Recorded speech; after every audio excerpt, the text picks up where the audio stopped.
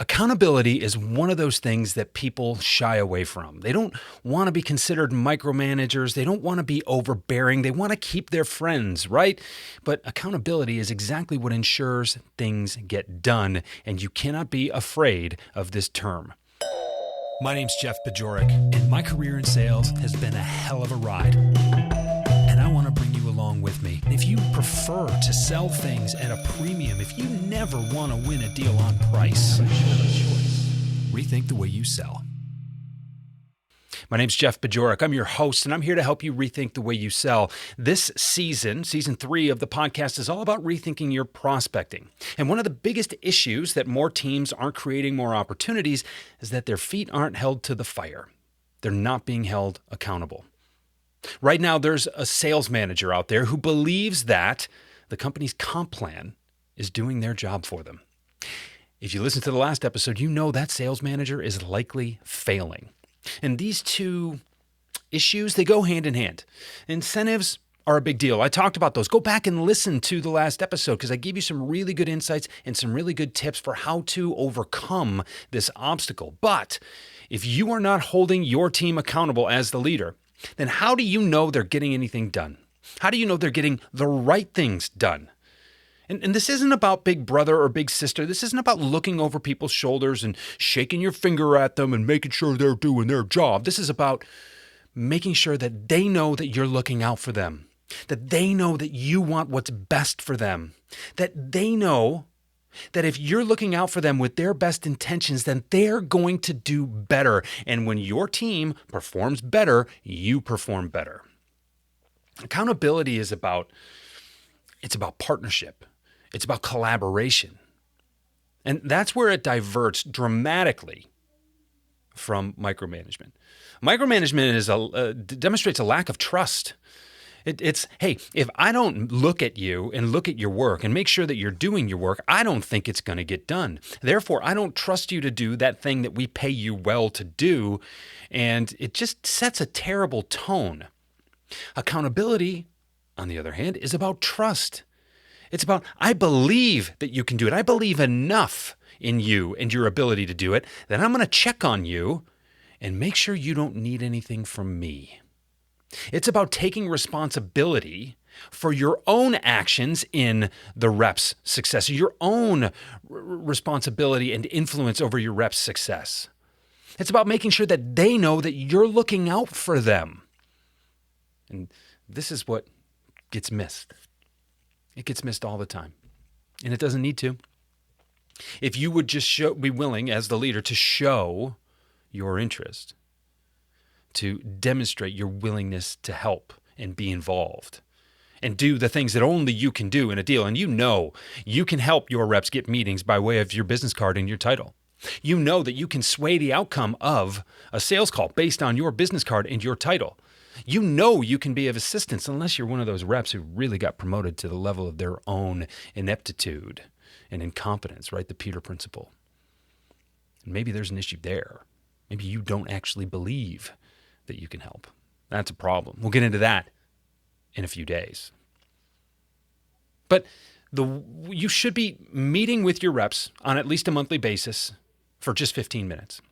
And I know, hey, Jeff, I talk to my reps all the time. We're in contact every day. We have such a great relationship. We text back and forth and we're never more than a phone call away. Yep, I've heard it all before.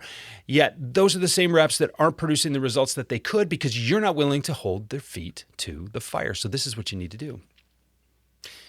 15 minutes once a month. Maybe more. If you sell a highly transactional product or service and your pipeline moves, really is dependent on your average selling cycle. But once a month is typically good for most organizations. Once a month for 15 minutes. Talk about nothing but the results. And use this meeting as a catalyst to talk about other things that you can talk about during your one-on-ones that are probably scheduled weekly, maybe bi-weekly, for your team meetings. Okay, and your workshops and those, making the most of those team meetings, you should be doing that. They don't have to be boring, but again, that's another episode. But in 15 minutes every month, you can have a real heart-to-heart about what's going on in the territory, what needs to go on in that rep's business and in their pipeline. and then what needs to be addressed to make sure that they're successful. Again, this is you as the leader making sure that your reps are successful, not just looking over their shoulders to make sure that you're going to be okay.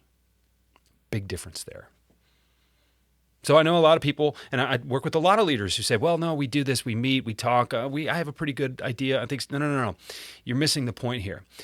It's a brief meeting to make sure that you're both exactly on the same page. This is what happened. This is what didn't. This is what will. This is what happened, or this is what will happen if, what you're saying, what you're projecting doesn't happen. Let's just make sure we're clear. And let's make sure that we have at least a monthly reset on what the most important priorities in your business are. Don't miss this opportunity because you're afraid to have the conversation. Once a month, 15 minutes, I suggest that you stack these back to back, maybe with a break every hour or so, just to give yourself a breather and maybe a chance to get another cup of coffee. But you have to make sure that your reps know what priority number one is.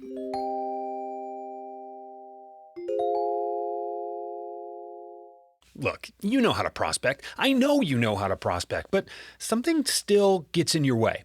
As a matter of fact, I've identified 8 reasons that you and your team are not creating more sales opportunities.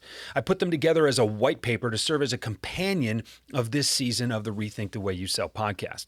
Go to jeffbajorek.com/8 reasons to download your copy and the self-assessment that is included in that white paper so you know where you can make maximal impact right away to improve your prospecting results.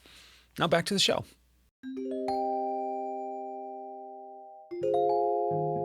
So I'm going to give you 7 questions that you can ask during these meetings that will not only underscore the importance and the priorities of the business, but also make your reps feel empowered. Are you ready? Here they are.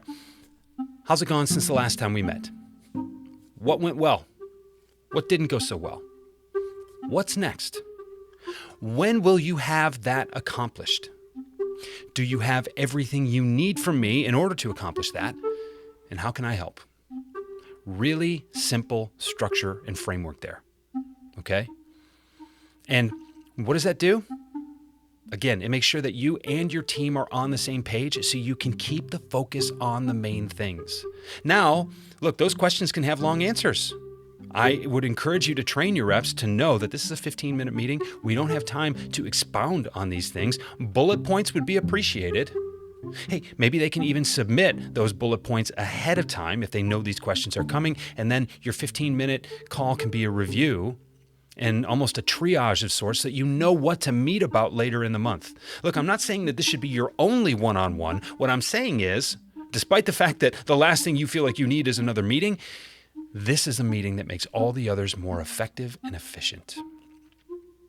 But it all comes back to this concept of accountability. Don't be afraid of this word. Don't be afraid of this concept, because it is the thing that will make your business run smoothly, soundly. This is the thing that will increase and improve the level of positive sales culture in your company. This is one of those subtle, almost intangible aspects of a high-performing sales team. Don't miss it. Work on it. You're also not going to get it right the first time. That's okay. Continue to work on it and tell your team what you're doing and why. This transparency is really, really valuable. So I'm going to talk more about this in just a couple of days. I'm having my friend Mike Weinberg on the show. We're going to talk about this very concept because it's so vital. And I've done some work with Mike in the past. This is a concept he talks a ton about, and I've been able to work with some client engagements alongside him and see the leaders who put this strategy into play, their businesses take off. Even the ones that were doing well before they did this, their businesses take off. He and I are going to sit and we're going to talk about this. You're going to love that conversation. I can't wait to share it with you. That's coming in just a couple of days. So make sure you tune in, subscribe, share this podcast with a friend if it has been helpful to you. And I'll talk to you again real soon. Rethink the Way You Sell is a Pod About It production. It's mixed and edited by Doug Branson, with music by Blue Dot Sessions and Doug Branson. This podcast is masterminded by Jeff Bajorek.